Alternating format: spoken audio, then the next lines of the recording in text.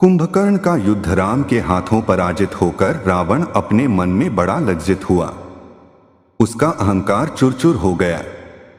राम को जैसा उसने समझ रखा था उससे वे कहीं बढ़कर निकले। उसके भीतर का बल थक गया। उसके बहुत से वीर मारे जा चुके थे। सेनापति प्रहस्त भी मारा गया। इस संकट के समय उसने अपने छोटे भाई कुंभकर्ण को जगाने की बात सोची। राक्षसों की एक टोली के साथ बहुत से भैंसे और मदिरा के घड़े भेजे। एक दिन जगकर कुंभकर्ण 6 महीने सोता था। सब राक्षस मिलकर कुंभकर्ण को जगाने लगे। उन्होंने बाजे बजाए, उसके हाथ पैर खींचे, बाल और कान खींचे, फिर भी वह नहीं जगा। जब उस पर हाथी दौड़ाए गए तब कहीं वह जागा। अंगड़ाई लेता हुआ वह उठ बैठा। उठते ही उसने कई घड़े मदिरा पीकर बहुत सा कच्चा मांस खाया। तब कुंभकर्ण ने पूछा, मुझे किसने और क्यों जगाया है? मंत्री ने कहा, राक्षसेंद्र आपको याद कर रहे हैं। बड़ी देर से आपकी प्रतीक्षा में हैं। कुंभकर्ण रावण के पास पहुंचा और उसके चरणों में प्रणाम किया। फिर रावण से जगाने का कारण पूछा। रावण बोला, वीरवर, तुम सो रहे थे। तुम्हें नहीं मालूम इस बीच यहां कितना अनर्थ है। राम की वानर सेना समुद्र पर पुल बनाकर लंका में आ गई है और वह नगर का घेरा डाले पड़ी है। कई दिन से युद्ध चल रहा है। हमारे अनेक बड़े बड़े वीर मारे गए हैं। सेनापति प्रहस्त भी वीर गति को प्राप्त हुए। अब तुम्हारा ही सहारा है। कुंभकर्ण हंसा और बोला, हमने तुम्हें पहले ही बताया था कि बुरे कर्मों का फल बुरा ही होता है।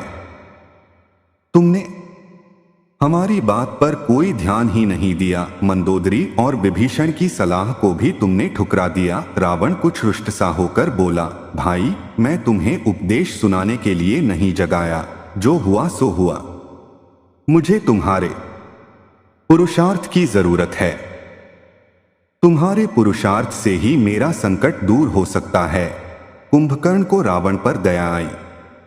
उसने कहा, तुम चिंता न करो। अब मैं रणभूमि को जा रहा हूं। राम लक्ष्मण को मारकर तुम्हें सुखी करूंगा। कुंभकर्ण की बात सुनकर राठन प्रसन्न हुआ और उसकी वीरता की प्रशंसा करके युद्ध के लिए उसे विदा किया। हाथ में एक बड़ा सा त्रिशूल लेकर कुंभकर्ण दुर्ग के बाहर आ गया। कुंभकर्ण को देखते ही वानर सेना में भगदड़ मच गई। अंगद ने बड़ी कठिनाई से उनको रोका। वे उस पर बड़े बड़े वृक्ष और बड़ी बड़ी शिलाएं फेंकन लगे। शिलाएं उसके शरीर में ऐसे लगती जैसे हाथी को आंख फल की चोट लगे। कुंभकर्ण की सेना से तो जहां तहां वानर वीर भिड़ गए, पर उसके सामने आने का कोई साहस न करता। हनुमान आगे बढ़े। उन्होंने बड़ी भारी शिला फेंककर उसे थोड़ा सा घायल किया। कुंभकर्ण ने अपने त्रिशूल से उनका हृदय फाड़ दिया। रक्त की धार बह निकली। हनुमान को व्याकुल होते देखकर वानर सेना में त्राहि मच गई। कुंभकर्ण ने अनेक प्रमुख वानर वीरों को मारकर अचेत कर दिया। तब अंगद आगे बढ़े। कुंभकर्ण के वार को बचाते हुए उन्होंने उसकी छाती में घूंसा मारा। थोड़ी देर के लिए कुंभकर्ण मूर्छित हुआ। फिर उसने अंगद और सुग्रीव दोनों को अचेत कर दिया। सुग्रीव को पकड़कर वह लंका की ओर ले चला। मार्ग में सुग्रीव की मूर्छा टूटी। उन्होंने अपने पैने नखों और दांतों से उसके नाक कान काट डाले और सीना फाड़ दिया। रक्त बहता देखकर कुंभकर्ण ने सुग्रीव को उछालकर पृथ्वी पर दे मारा। वे तुरंत उठकर भागे। कुंभकर्ण भी लौट पड़ा और वानर सेना पर टूट पड़ा। अब लक्ष्मण कुंभकर्ण से युद्ध करने लगे। लक्ष्मण की बाणवर्षा से कुंभकर्ण प्रसन्न हुआ। वह लक्ष्मण से बोला, बीरबर, तुम युद्ध विद्या में प्रवीण हो। मैं मान गया। अब मुझे राम के सामने पहुंचने दो।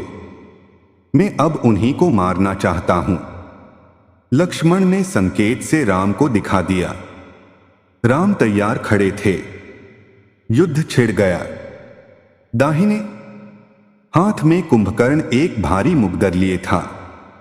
एक दिव्य बाण चलाकर राम ने कुंभकर्ण की वह भुजा काट दी।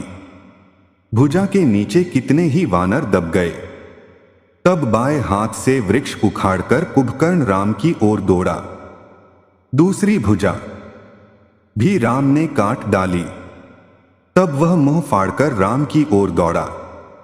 राम ने उसके दोनों पैर काट डाले, फिर भी वह नहीं मरा।